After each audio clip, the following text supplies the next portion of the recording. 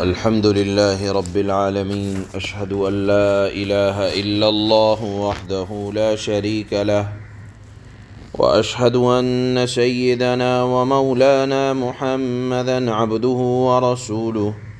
أما بعد، فأعوذ بالله من الشيطان الرجيم. بسم الله الرحمن الرحيم. وَإِذَا تُتْلَى عَلَيْهِمْ آيَاتُنَا بَيِّنَاتٍ قَالَ الَّذِينَ كَفَرُوا لِلْحَقِّ لَمَّا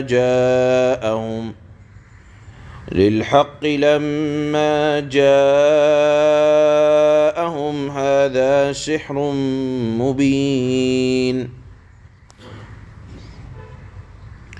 أَمْ يَقُولُونَ افْتَرَاهُ قُلْ إِنِ افْتَرَيْتُهُ فَلَا تَمْلِكُونَ لِي مِنَ اللَّهِ شَيْئًا هُوَ أَعْلَمُ بِمَا تُفِيضُونَ فِيهِ كَفَى بِهِ شَهِيدًا بَيْنِي وَبَيْنَكُمْ وَهُوَ الْغَفُورُ الرَّحِيمُ. قُلْ مَا كُنْتُ بِدْعًا مِّنَ الرُّسُلِ وَمَا أَدْرِي مَا يُفْعَلُ بِي وَلَا بِكُمْ إِنْ أَتَّبِعُ إِلَّا مَا يُوحَى إِلَيَّ وَمَا أَنَا إِلَّا نَذِيرٌ مُّبِينٌ. قُلْ أَرَأَيْتُمْ إِنْ كَانَ مِنْ عِندِ اللَّهِ وَكَفَرْتُمْ بِهِ وشهد شاهد من بني إسرائيل على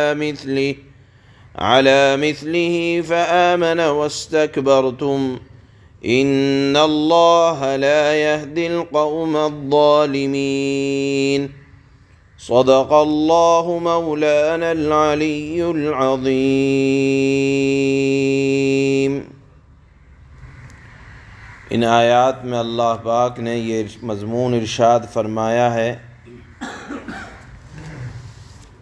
کہ جن لوگوں کو اپنے انجام کی کچھ فکر نہیں ہے، کسی نصیحت اور کسی سمجھانے پر وہ کان نہیں دھرتے، بلکہ جب قرآن کریم کی سچی آیتیں پڑھ کر سنائی جاتی ہیں تو کفار مکہ خاص طور پر جس چیز کو اپنی طاقت، قوت اور ہمت سے باہر کی بات سمجھتے تھے تو وہ کہہ دیا کرتے تھے کہ یہ تو جادو ہے۔ اہل عرب چونکہ اپنی زبان، اپنی گفتگو میں فصاحت و بلاغت کو بڑا سمجھتے تھے، اور قرآن کی فصاحت و بلاغت اور قرآن کی اثر انداز مضامین کے سامنے ان کی طاقت کچھ نہ تھی، لہذا وہ قرآن کے مضمون اور الفاظ سے عاجز ہو کر یہ الزام لگایا کرتے تھے کہ یہ تو جادوگر کا کلام ہے، یہ تو کلام کے اندر سحر ہے، جادو ہے۔ چونکہ وہ اپنے آپ کو بڑا فصیح اللسان سمجھتے تھے، وہ یہ سمجھتے تھے کہ ہم سے زیادہ عربی کوئی اچھی بول نہیں سکتا ہے،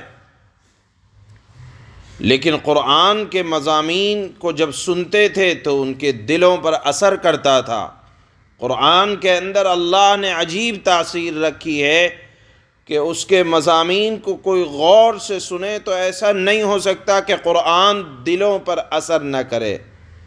جب قرآن کو وہ لوگ چھپ کر سنتے تھے تو ارادے سے آتے تھے نقصان پہنچانے کے لیے، لیکن جب قرآن کو سنتے تھے تو چہرے اور دل بدل جایا کرتے تھے، لہذا الزام لگانے لگے ھذا سحر مبین، کہ یہ تو صریح جادو ہے۔ کچھ لوگ تو یہ کہتے کہ اللہ کے نبی نعوذ باللہ جادوگر ہیں، کچھ لوگ یہ کہتے، الزام لگا دیا کرتے اللہ کے نبی کے اوپر کہ ام یقولون افطراہ، اس شخص نے اپنی طرف سے بنا دیا ہے۔ یعنی قرآن کو العیاذ باللہ جب وہ اپنی طاقت و قوت سے باہر کی چیز سمجھتے تو یہ کہتے ہیں کہ محمد نے خود قرآن العیاذ باللہ گڑھ لیا ہے اور اس کو اللہ کی طرف منسوب کر رہے ہیں۔ اس کے جواب میں اللہ فرماتے ہیں قُلْ إِنِ افْتَرَيْتُ فَلَا تَمْلِكُونَ لِي مِنَ اللَّهِ شَيْئًا۔ اے نبی آپ اعلان کر دیں اس کے جواب میں جو یہ کہتا ہے آپ سے کہ قرآن آپ بنا رہے ہیں اور اللہ کی طرف منسوب کر رہے ہیں، آپ اس کے جواب میں کہہ دیں کہ خدا پر جھوٹ لگانا اور بہتان باندھنا یہ بڑا جرم ہے۔ یعنی اگر یہ کام نعوذ باللہ میں اپنی طرف سے کروں اور اللہ کی طرف منسوب کر دوں، یہ تو جرم ہے، کیونکہ یہ کلام تو خدا کا ہے، میرا نہیں ہے، میں تو صرف پڑھ کر سنانے والا ہوں۔ اگر میں بھی اس کو اپنی طرف منسوب کروں اور میں اس کو یہ کہوں کہ بنایا میں نے ہے اور ہے اللہ کا، تو یہ انتہائی جرم ہوگا۔ اور اگر میں کوئی ایسا جرم کروں تو پھر مجھے کوئی اللہ کی پکڑ سے بچا نہیں سکتا ہے۔ فَلَا تَمْلِكُونَ لِي مِنَ اللَّهِ شَيْئًا، تو تم تمام لوگ مل کر مجھے خدا کی پکڑ سے بچا نہیں سکتے۔ معلوم یہ ہوا اللہ کے نبی یہ فرما رہے ہیں یا اللہ کے نبی سے فرمایا جا رہا ہے کہ شریعت کی اتباع ہر کس و ناکس کے لیے ضروری ہے، حتیٰ کہ نبی کے لیے بھی ضروری ہے۔ آگے آیت میں آئے گا کہ ان اتبع الا ما یوحى الی، کہ میں یعنی نبی ہو کر میں انہی چیزوں کی اتباع کرتا ہوں جو مجھ پر وحی کی جا رہی ہے۔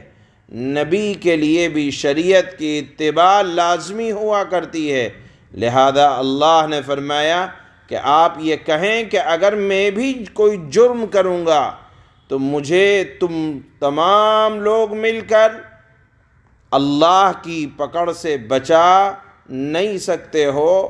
اگر میں خدا نخواستہ کوئی جھوٹ بات کہہ دوں کہ بنایا اللہ نے اور میں یہ کہہ دوں کہ میں نے بنایا ہے اور اللہ کی طرف منسوب کر دوں تو یہ تو جرم ہوگا۔ اور تم جانتے ہو کہ میں نے ساری زندگی 40 سالہ زندگی اللہ کے نبی کے سامنے تھی، اور 40 سالہ زندگی میں اللہ کے نبی نے کبھی اپنے آپ کو آزاد ہو کر بغیر خوف خدا کے کبھی زندگی نہیں گزاری۔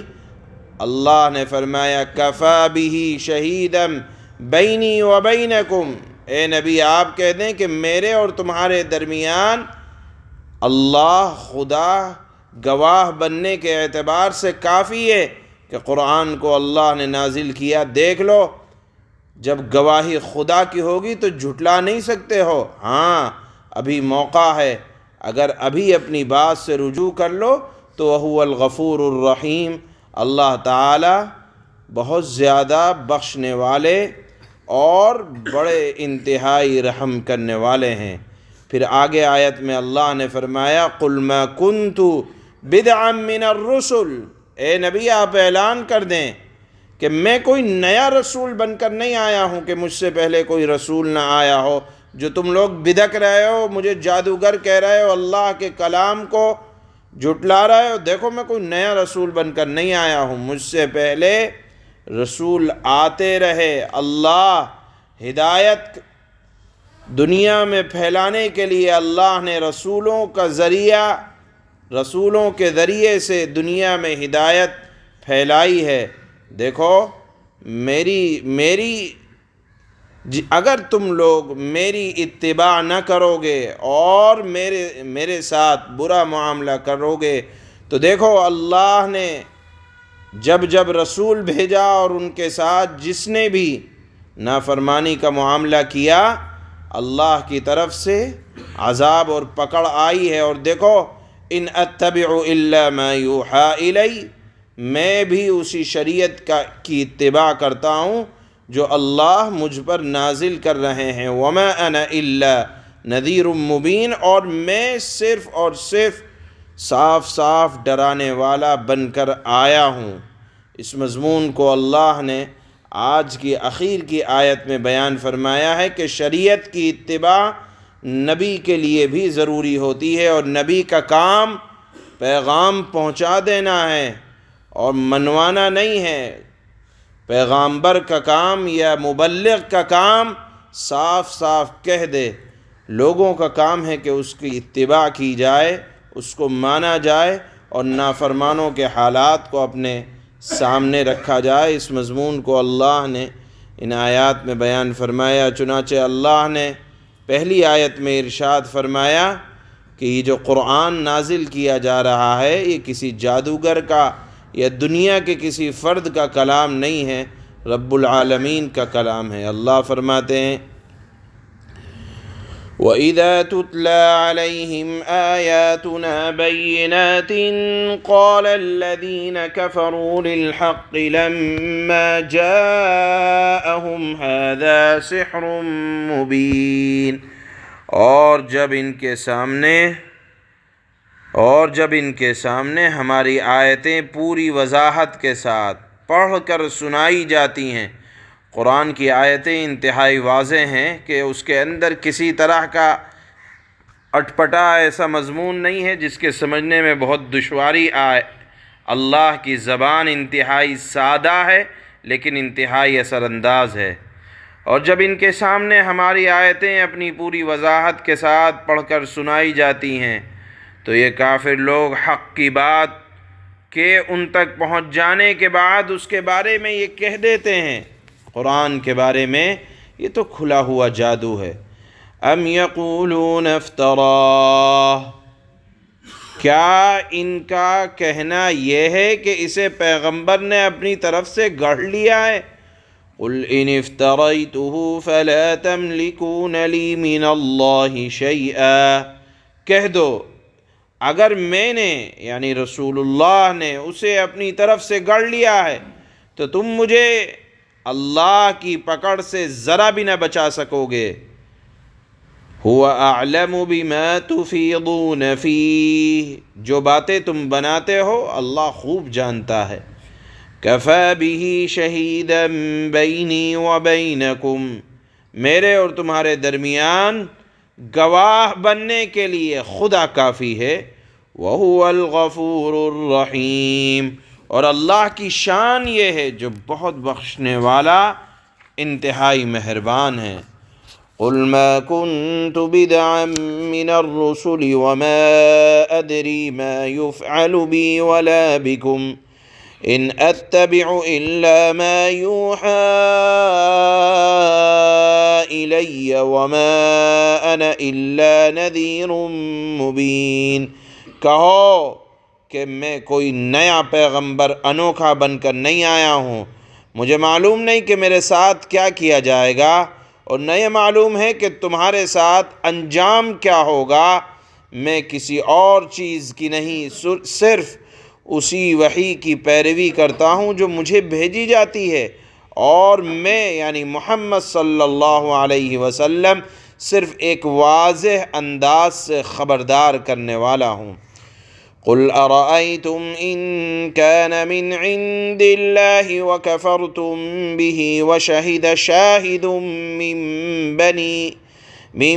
بني إسرائيل على مثله فآمن واستكبرتم إن الله لا يهدي القوم الظالمين، کہو کہ ذرا مجھے یہ بتاؤ کہ اگر یہ قرآن اللہ کی طرف سے ہو اور تم نے اس کا انکار کر دیا اور بنو اسرائیل میں سے ایک گواہ نے اس جیسی بات کے حق میں گواہی بھی دے دی اور اس پر ایمان بھی لے آیا اور تم اپنے گھمنڈ میں مبتلا رہے تو یہ کتنے ظلم کی بات ہے۔